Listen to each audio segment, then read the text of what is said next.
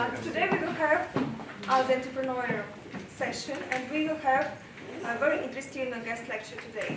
First of all, I would like to introduce you our special advisor and member of our board, Elaine Sarao, and also Christian Holbert from Germany.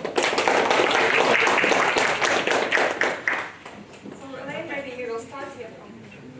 Yes. Well, it's good to be back here again. It's been a while. I am looking forward to spending the next couple of weeks here at UACU to see more of the students. And today I am inviting a friend, a colleague, and I met him when he was doing some studies in Washington, D.C.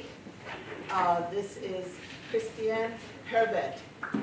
Christian is now the secretary for the labor unions in Germany, specifically dealing with labor unions that deal with mining, chemicals, and the energy sector.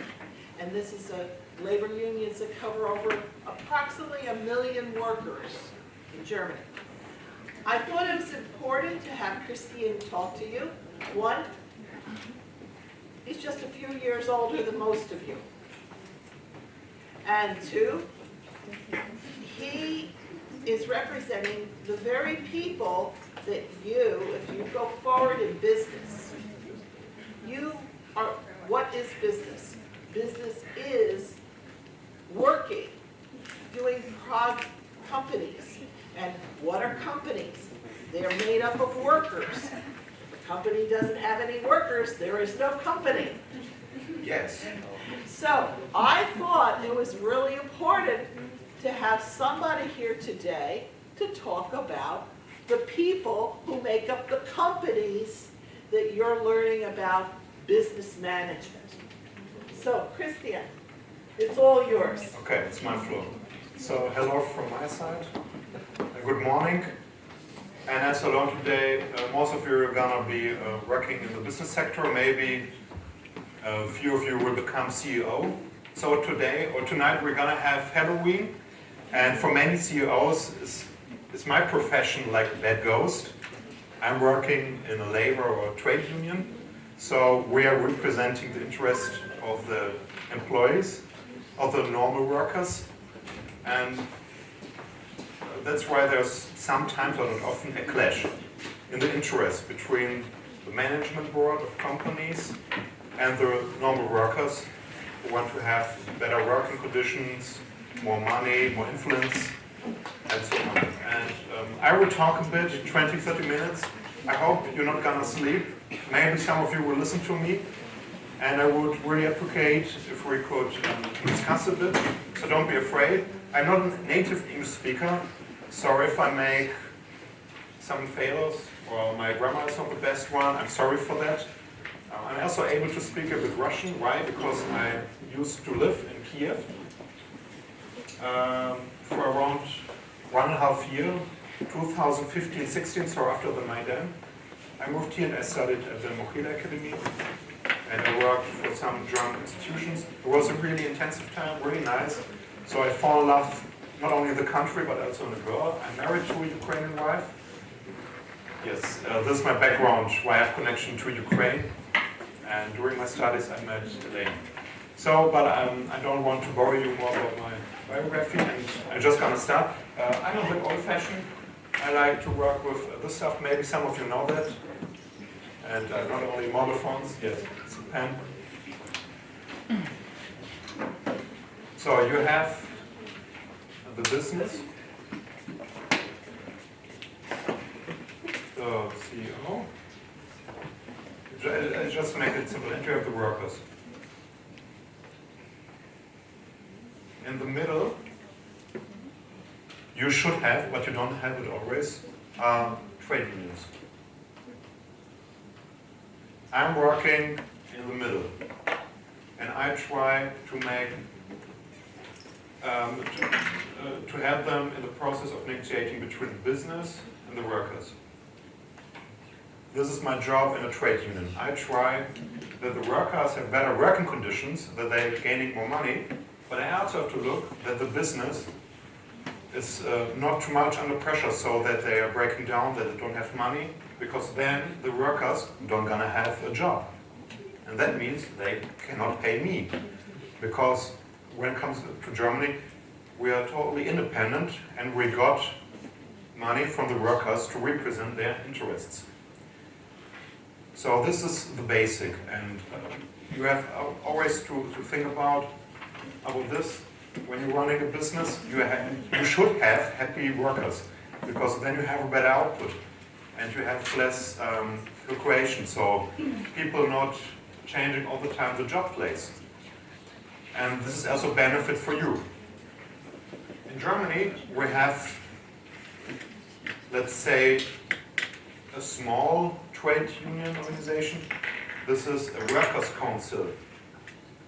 So the workers' council is our friend. We are cooperating most of the time.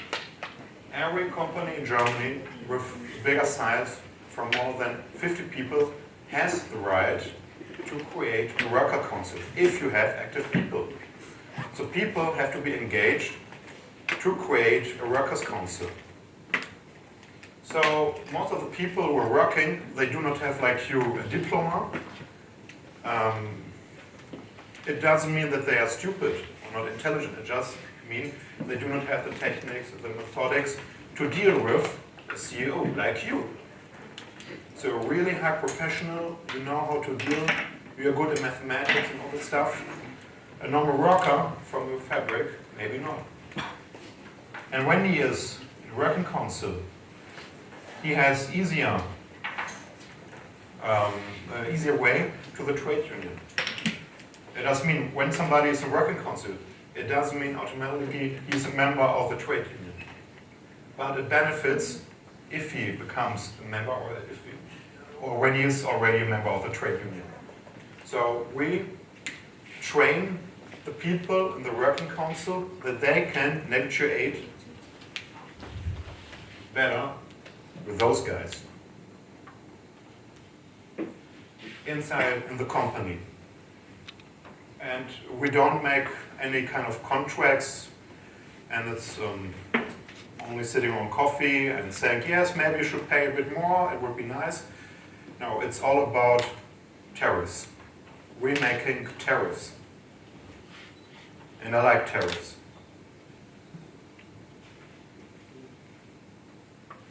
These are tariffs, for example, in Germany we have now the discussion about work-life balance. For people it's not only important to gain a lot of money, they also want to have more free time for the family. I know you're a freshman, you're quite young, but maybe in a few years, 4 or 5 years, it's not only important to make your career, to have a lot of money, to travel, you discover the whole world, then you're ready to set up a family. And to have a family, what do you need? Yes, you need time. You need time. And I'm not talking about only quality time, you just need time. And in our modern time, people love to work, and to work. And we have now a new trend in Germany. People want to have more free time. And we try now to reduce the working time. I mean, it's already a bit less to this time. So each employee should work less. 1.5 hours. And it's a really big problem for the companies. Because they have maybe then to employ more people, it's additional costs and so on. But on the other side, people are gonna stay in the company. And my job as a secretary is to negotiate with them and to make tariffs, not only in one company, but in the whole branch. So these are kind of federal tariffs. That in every company who has a tariff is the same rule. And this is really important because then we don't have a spiral that's going down. That every company is going to produce cheaper and cheaper. It's really cost intensive, of course, when you have workers who say, I work less. But if all the companies agree on this, federal-wide in Germany, you have less pressure in Germany. So the companies do not fight against each other. And this is also a stabilization point. That's why it's important. But of course, we also talk about money. We want that the employees get more money, not only the CEOs and all the other guys in the background who invested a bit money and now they want to have, I don't know, $1 million back. We say no. The people who are working in a company, they should also gain if the company makes profit. Because of the workers working in the company, in the fabric or wherever, and they should benefit from that. So we want the people to get more money.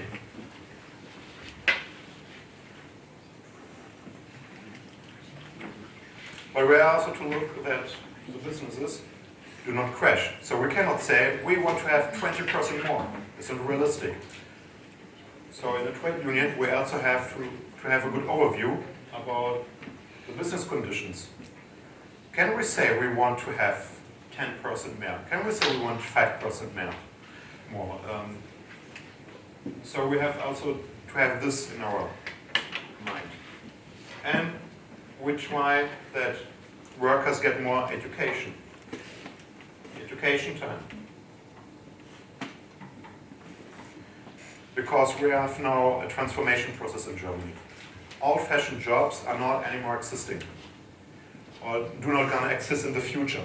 So we want that people have the right to get additional education in their working time, so that they are not working and then they have to study again 10 hours per week after their work, but that it becomes an integral part of their work. So never-ending learning, let's say.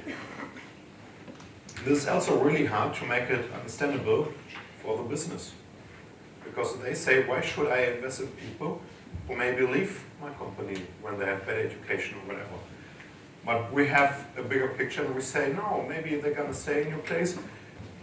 Maybe it's going to change. So you need more people who have a broader knowledge about technology or how machines are working.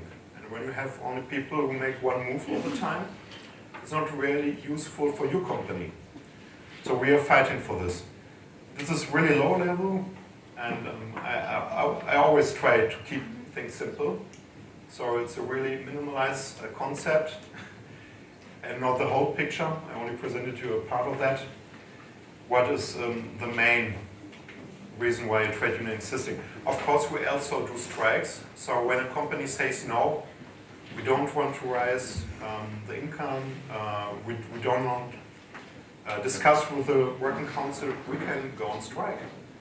People paying a fee to our trade union.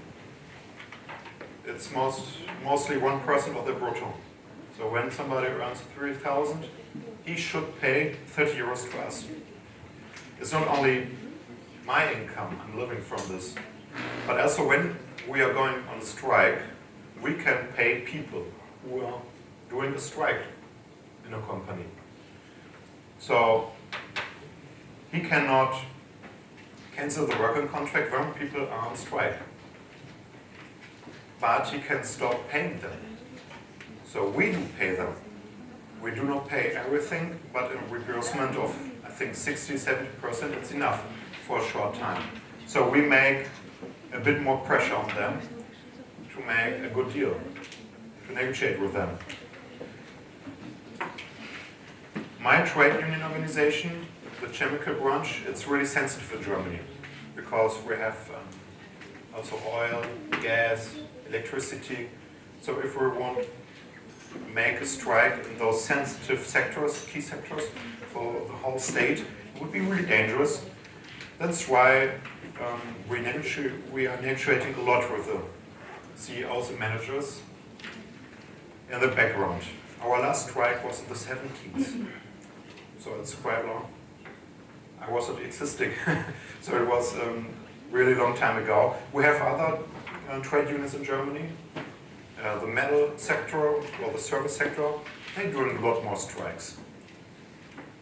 there are bigger clashes between both sides. But we make more or less silence diplomacy, let's say. We call it social partnership. We try to find a solution together with the business, with our social partnership. We have really tight connection to them. And we have really good conditions for the workers who have a tariff. And for us as trade union, we try that every worker benefits from it, even if he is not a member of our organization. And this is a bit problematically because people do not want to pay for that, people do not understand it, they take everything as a service that is just falling from heaven, and they don't want to be active and participate in it. And they say somebody will do it, why should I be active? And they do not understand that this whole construct works only when the workers are engaged. And this is also my job, to make it to the normal workers understandable why he should be active, why he should be in the trade union, how he benefits from it. This is a really difficult situation because we can only be active when we have enough members. And we have more or less the rule, it's not a rule, but the trade unions say when we have organization grade means how many people are member of the trade union in a company. When more than 50 people are a member of our trade union, then we can become active. Because under this, we do not have enough pressure to make a deal with the business sector, with the CEO. Then he asked me, why you have the permission to talk with me? Only 10% of the people are a member of your trade union organization. That's why we try to get more people in our society. And we have right now in Germany or in the Western civilization, including Ukraine, the trend that less and less people are active in mass organization. The trade union is a mass organization. Elaine said we have around 1 million, I don't know how many right now, maybe 700,000 people in the chemical trade union. When you take all trade unions together, we have around 4 to 5 million people in the trade unions in Germany. But the trend is going down in total. Also, when we talk about political parties, the trend is going down. People don't want to be engaged. They don't want to be in one organization. They want to be flexible. It's also when we talk about NGOs. So it's not a special problem for the trade unions. We are not that bad, but we have changing times. And this is maybe in the short time a benefit for the business. But in short time, it's really bad because we do not have clear tariffs. The companies, they can make better working conditions. So people get less money. And when they have less money, they can less spend. And this is not good for the economy in the state. That's why we stabilize the economic system in Germany and reform in this system. Okay, when I talk to some CEOs, they have a totally different opinion.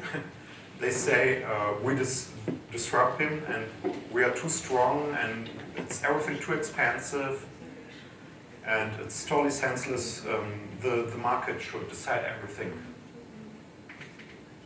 Some CEOs are free marketers. Do you know this term?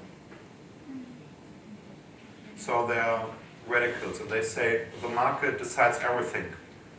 What cost and the price, everything. And no state, no institution between it should regulate it. And as a trade union, we have a different opinion about it. The first trade union emerged in the 19th when a mass of people moved into the cities to work in big fabrics. People had horrible conditions. The children, they had to work 14, 16 hours a day. So it was slavery and really bad paid. And the people, they wanted to become free. That's how everything came into rule. And when now with the situation, the people falling back again and saying, oh, no, it's okay. I can rest on my blueberries. I don't have to work. It's just coming. But this is really a short thinking. We have some corporates, companies who say, yes, we want to have active workers. We want that they're engaged, that they not active become a member of the trade union, but that they are active in the working council because we benefit from it. Because the working council communicate to the CEO, to the management board, what is going wrong, what are the needs of the workers. So you have canalization, and the business can talk better to the workers. That's why some businesses have an interest to more engaged workers. This was a really short introduction. I don't know how much time I talked. It's 17 minutes. Maybe it's too short for you, but if you want, we can start the discussion because I like more to talk with people than to give class. But I don't know if you're already in the mood to talk. Well, I'd like to draw some attention to a couple of points that Christian made that I think are particularly important. So often in society, and you're all part of the society. You're part of the Ukrainian society, Christian works in the German society, I'm from the US society. There are things that are the same, and there's things that are slightly different. But there's more that's the same than different. What's the same is we all in this world have to work. Because if we don't work, we don't have food, we don't have housing, it gets cold in the winter, you can't pay for electricity, for heat, you don't get food, you die. So we all think, maybe it's a good idea to work. That's common. Then culturally, the kind of approaches that we take are different. That's called civil society. And the cultures of different countries make them different. Personality, we think of it as personalities. It's like each of you have a different personality in your own family. If you have a brother or sister, you're different from each other, but you're the same. There's things that are in common, and then there's things that are different. The same thing about countries, personalities of countries, attitudes. Those are learned experiences. So you have the common, where everybody's got to work, otherwise you die. And then you have the learned, cultural learning. All of these come together when you work. Now, Christian started out with two things. You have business, and you have CEO, and you have workers. Workers, you could work independently. You could have a little piece of land, grow your own food, and cut down the trees, and make your own fire, and gather the stones, and build the house. And indeed, that was the way it was pretty much done for many, many years. And then things changed. People no longer just did it for themselves. They went and sold some of the extra food in the marketplace. So they were entrepreneurs. Everyone was astounded with that, yes. And if you were really good at it, maybe you started making, not just baking the bread at home, but you opened up a little shop. And you had a business. And if your business got bigger, You might have had a factory. Now, suddenly, as the business grew, you went from you just baking the bread to having to hire people to bake the bread. That's the workers. You went from an independent structure, baking the bread at home for your own food, to baking some extra bread to sell in the marketplace, to suddenly everybody likes your bread, so you open up a little shop and you're still baking your bread and you might hire 1 or 2 people. And suddenly everybody loves your bread. And you're going to sell the bread all over the place. And you open a business, a bigger business. And you have to hire more workers. And as you do that, not intentionally, but you get further away from the basic of what you were doing. But the basics are still important. People are working to make a living, to put food on the table, to have a family. And it's not so much about making lots of money, but it's about making enough money for life to be good. And that's where Christian was talking about trade unions. Because if you've got 100 workers or 1,000 workers, everybody can't go in the door to talk to the head of the company. It would be chaotic. Yes. Now, at one time, people thought, oh, trade unions are only there to fight. No, it's about negotiating. How many of you have heard the term negotiating in business school? You know what the word negotiate means, right? Yep. Okay, good. So you negotiate about all sorts of things. You negotiate a business contract with another company to produce things. You negotiate a business contract to sell your product. You negotiate with your workers so that the workers continue to work and everybody is happy. The business does well, it makes profit, the workers do well, they enjoy a good living, and if it all works together, it's like dancing. You dance well together, you get a good ballet. You dance poorly together, not so good. So, Christian is talking about trade unions.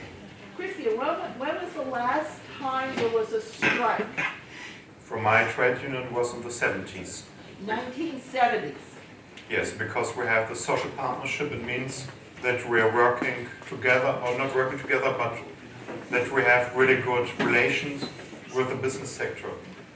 So we try to find a solution because this side decides to make a strike because it would hurt Keep the conversations down, folks, okay? That's why it's important that you want to talk with the workers or with the trade union. We have other sectors. The metal branch, there are more literary strikes. So they shut down the whole company. The fabrics cannot work. The workers stop their work. So that the trade union and the workers have a stronger position to make a good deal with them from their perspectives. But it's of course really hard when you have a confrontation, when you have a clash. Because the best resource when you negotiate, when you make a deal, this is trust. If you can trust the other side. This is really, really important. You cannot buy it, you cannot eat it, it's a value, and this value comes with time. So we have really tight relations. Then we have some workers, they say, no, it's not enough, you should be stronger, you should be more present, you should go on strike to show activeness. We have different philosophies among the trade unions in Germany.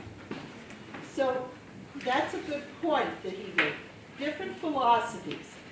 People have a tendency to think of everything as homogeneous, one whole, everything's the same. All the trade unions are the same. All the businesses are the same. That's not so. It's like in your family. You're similar to your brothers or your sisters, but you're not the same as your brothers or your sisters. So, when people, why do we think of them as businesses are all one way, or that trade unions are all one way, or that workers using trade unions are all one way? Because it's easier to think that than to start to think about all the different layers that are involved. Think of it like a torta, like a cake, with many, many layers. Okay? You can't look at it as just one thing. You have to think of it as a complex.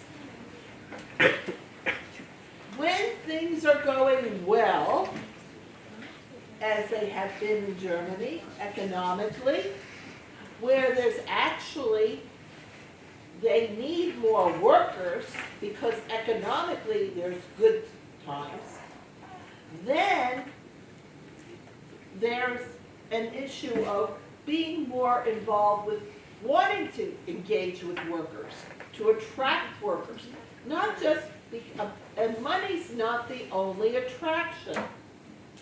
The other attraction is what Christiane said in the beginning, which I'm going to give a label to. It's called quality of life. Quality of life is not always just about money. Money's important. You have to pay the electric bills. But quality of life is time. It's time to enjoy your life. It's time to live your life.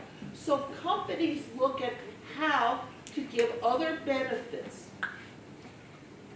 In the beginning, it used to be to give medical benefits.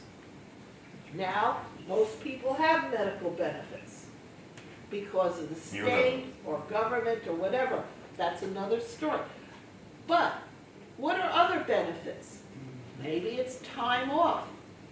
At one time, as I said, historically, you didn't have time off. Everybody worked 6.5 days a week. They got off a little time maybe on a Sunday. But everybody works, work. Then, as things got better, people realized they can't work. If you work all that hard, it's like you wear out. And it was a big deal at the turn of the last century, in the early 1900s, when unions got involved to help work with the workers. People got Saturdays off. Yes. And Sundays. Why? It was important to people to have time for themselves, for their families, to re-energize, to relax, to sleep. People had shorter working hours. Yes, that's a really good point. We had a few years ago in Germany the discussion about minimum wages. Does everybody know the term minimum wage? What does it mean? Maybe somebody can give me an example. Minimum wage, what is it? Sure. United States, $8 per hour.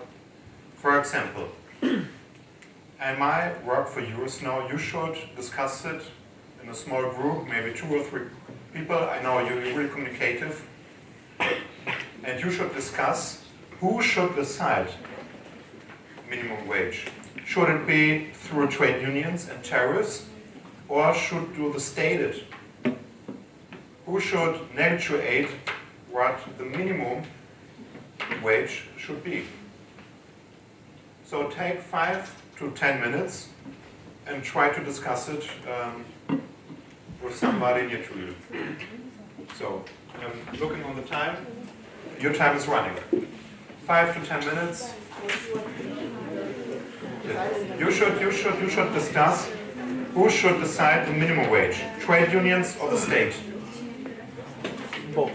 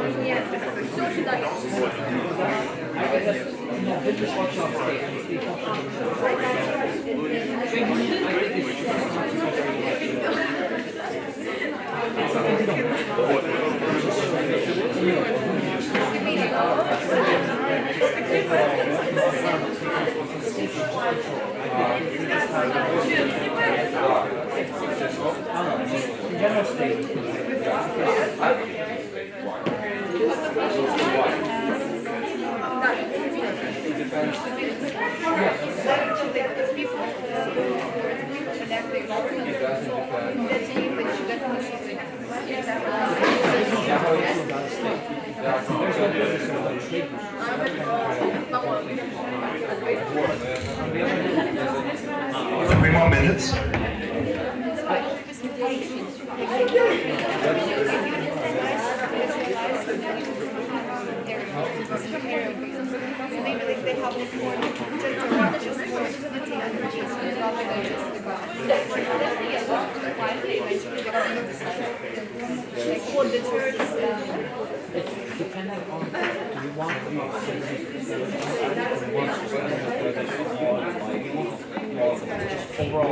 Okay, it was a really fast 4 minutes. We have to stop now.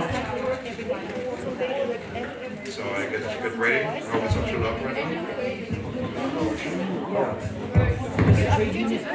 So okay, please pay attention.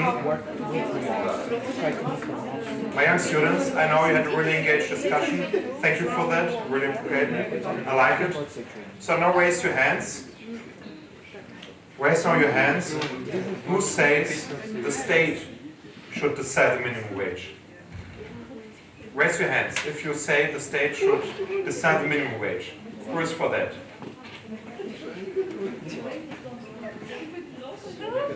Who should decide the minimum wage? The state? Raise your hands. Do you mean state by the government? Yes. Yeah. The government, the state? Okay, who thinks the trade unions should decide it? Minimum wage. Well, wait a minute. Well, then who's going to decide who? Who should decide it? The government, the state, or the trade unions? So the workers. Who should decide the minimum wage?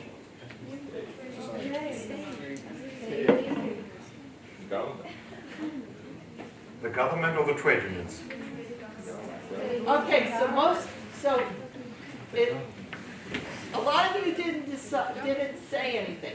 But there was more people that commented, that raised their hands, that if the government should decide. Who would like to say why they think the government should decide? Yes, I pick you. Why? Yeah. Okay, if you compare the main functions of the state and trade union deals with the wellness of the employee, their condition. They can only negotiate with business to pay this, but not less, but pay more. But they can't say, they can't say you must pay minimum this wage. They can only offer, try to negotiate. And in my opinion, in our opinion, I think that state, if you compare with Ukraine, so with Ukraine, now we have the minimum wage is around $20,000. And why? 2000 what? No. Oh, I'm going to work here. I said 200. Okay. I said 200. 2,000?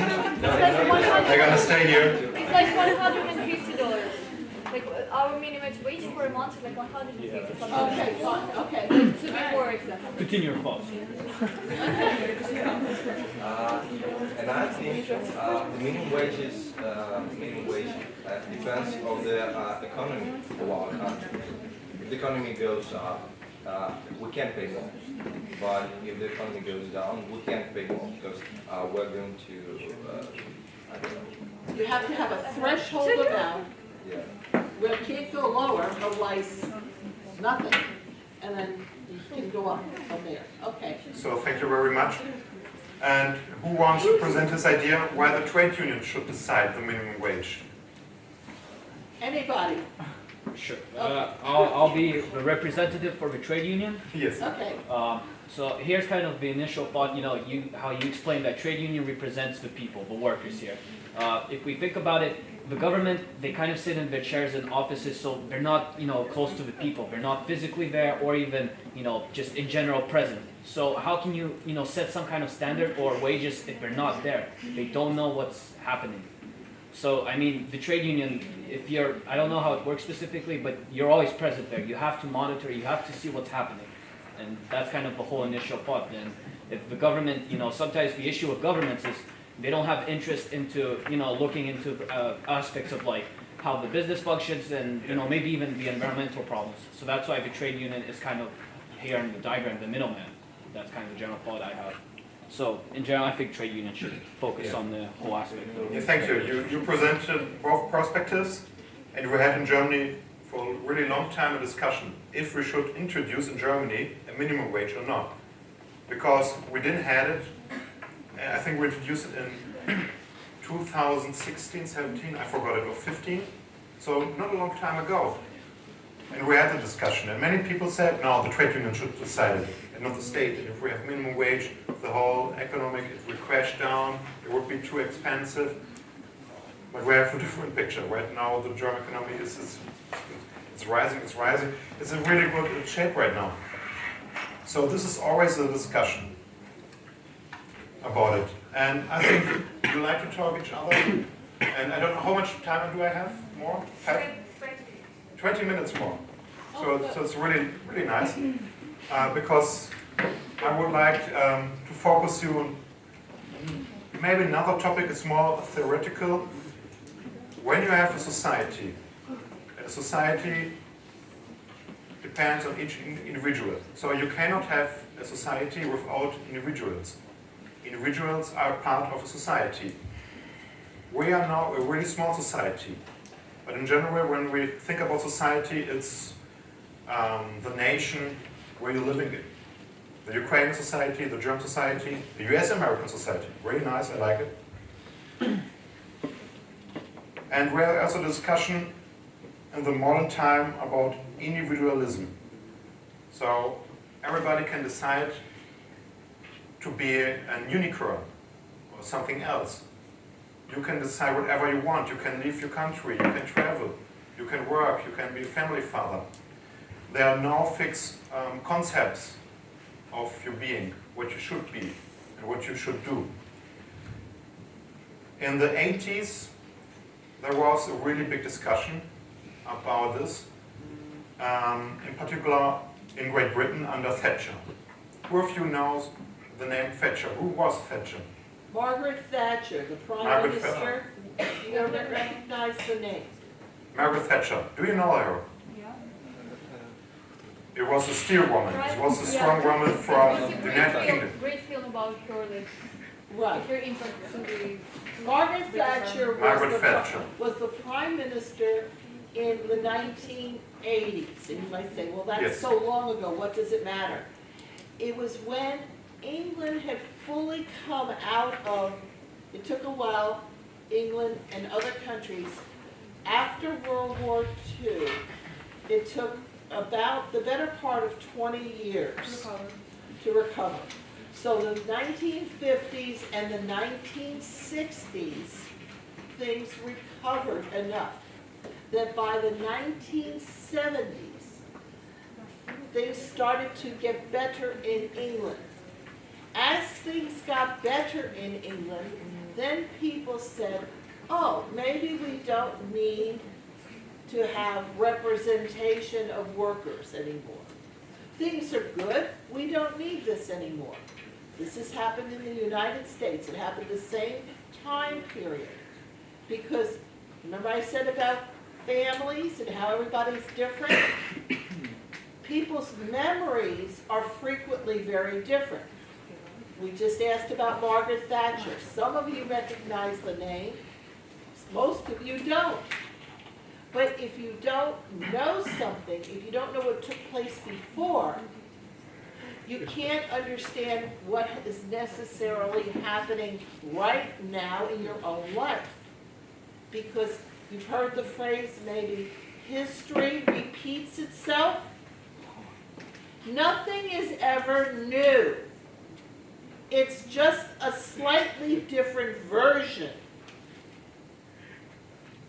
When I was your age, essentially, was pretty much the same as for me in my 20s as it is for you. The only things that changed was the overlay. The overlay being, I didn't have the internet. I didn't have social media. It didn't mean I didn't have communications. It just meant my structure of communications was different. It means you have communications, but now we share the same kind of communications. So, back to Christian. What he's talking about is the change that starts to occur. Back to change and what happened with Margaret Thatcher. Yes, in the time when Margaret Thatcher emerged and she became Prime Minister, it was the 80s. She put in question the concept of society. And there was a quota, I don't know if it's true or not. Maybe someone of you know them. What she said, really popular about society and individuals. Who does know the quote? Okay, then I would say, she said, there's no society, but only individuals. So she put into question the concept of society. And she was a radical liberal person, I would say. And she said, we do not need trade unions. And she broke down many trade unions in Great Britain. Because they did strikes in the mining region in particular. It was the main mining trade unions, and she destroyed them. After government time, there was no more trade union in the mining region. Everything broke down. I don't know if somebody of you visited Manchester in the region. It's now a really sad place. But this is not what I want to talk about you. It's about the term. It's like her name. Thatcherism. You can make everything a new word when you put just ism behind it. Communism, socialism, nationalism, and now we're talking about Thatcherism. She said, we do not need this, we have only this. And individuals decide everything. The individual right is higher than the need for society. So when you have a really good worker, why he should take care about the society? Why he should be on the same level like somebody who has a worse output? It's a really important question when you talk about the social structure of society, and it's also really important for your business. If you have only psychopathic egoists who just want to work on their own pocket and they don't care about other people, it would be a really sad society, and I think it would be a really sad working place. So what I want from you now, it's more about to discuss about this theoretical concept between society and individual. I know it's maybe a bit hard because it's so theoretical. You cannot put it in the realistic picture. I don't know, maybe Elaine wants to add something before I give you again a small work to discuss. As a parallel, remember I said that societies are different. Ukraine is different from Germany. Germany is different from the UK. UK is different from US. We're all different. But there are things that are similar, and I point out workers and so forth. Now, in the United States, at the same time as Margaret Thatcher was changing the social economic structure of working and the workplace in the UK, in the United States, Ronald Reagan was doing the same thing. And so Reagan, actually, people talk a lot about Reagan in very positive terms, but the reality was we had a recession in the United States, incomes went down, housing crisis. I know, because I was a new professor, and I was very glad that I was a professor because other people were losing their jobs. But human memory is very short. Not in certain societies, it's shorter than others. Now, what happened in the US was at the same time, part of why that was happening was things had been going well, and big business, and you've heard of the term big business, wanted to change obligations to the different workers, and they wanted to break up the organizing aspect of unions. Yes. And the way they did it was through something that was disinformation. How many of you have ever heard the term disinformation? Just a show of hands. Have you ever heard the word disinformation? I'm surprised I don't see some more hands. Because disinformation is when any organization, government, outside governments, doing global information, are trying to tell you something, but they're not telling you. It's a variety of everything from outright lying to shaping information, not telling the truth, pulling truth out, and that's disinformation. It's a wide range. So the disinformation in the United States by businesses was to say, we should have in each of the states, because we have 50 states, every state should be able to vote. So back to Thatcherism, individuals should be able to vote whether or not they have, quote, the right to work. In other words, right to work was a term that didn't mean that you had the right to work. It meant that the company has a right not to let you work. And they took it, and that's disinformation. They took something that sounded like it was about you, but in reality, it was about eliminating your right. And that was intended to confuse the public. So, back to Christine.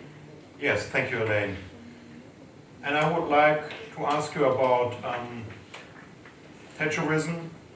Was she right? There's no society existing, only individuals.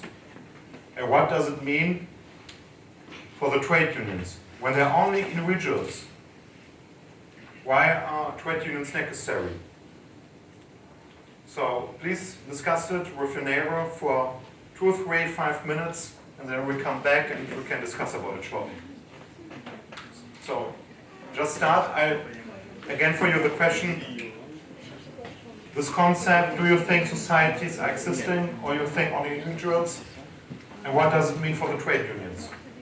There are tiny percentage of like really individual people in this world, but actually the whole like development and growth of the society, the part of the world, depends only on them, because they just direct people toward the future. They invent new technology, different things. They just I don't know, stand the whole society towards a different direction, toward new direction. And at the same time, like different individuals, they have like different people that are basically individuals, they're actually really educated, great people. They have every time different opinions. So there are lots of like could be lots of confrontations between them. They just actually promote the growth. Maybe something. I mean, I could comment on, the kind of contradicting the fact that if we also have individuals, the individuals could, the whole concept of individuality could impact the trade union, because if you have too many individuals, every person has an opinion. So, not based on education, but we're going to have personalities that won't, kind of form together, and that's why kind of society maybe could also be a positive thing. So that's why individualism could be also a negative aspect in trade unions. Maybe the other side has an opinion? Because it's a lot easier to stand for the one idea of the whole society. Like one society has one idea, and when you have a society that is composed of like different people with different opinions, it's really going to be really complicated for you to manage all of them. Yeah. Okay. What about over here? I saw a lot of conversation over here, people were talking.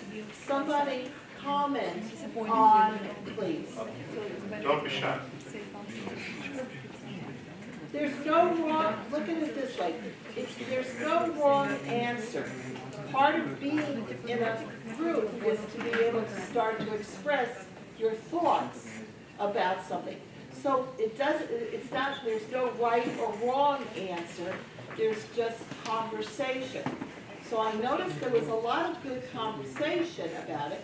So somebody comment, please. You. Looking at you. You comment.